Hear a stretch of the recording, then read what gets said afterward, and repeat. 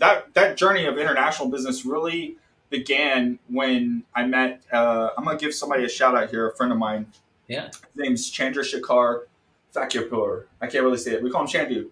Um, but Chandu out of India was this young man. He was like a teenager, and he was like, "How do you do what you do? I want to do what you do." And that was one of the first times because I was a teenager at the time, maybe 20 or something, 20s, and oh yeah, probably a decade older. So, but I gave him a little information. He went out and built a business and was successful in that business. And he was actually so successful both in personality and in his business that I came back to him and was like, "Hey, do you want to do something like what you're doing, but do it together?"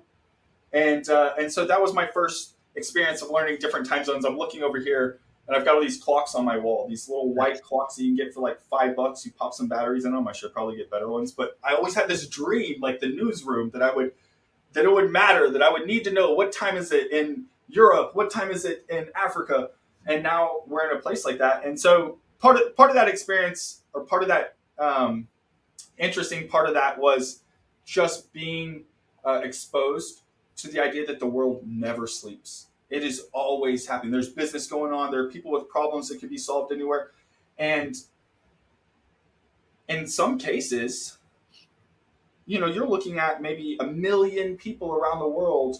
If you provide a super simple solution, we often look at, oh, well, somebody in my neighborhood needs this. And then we all sometimes we go, oh, well, the whole world needs this.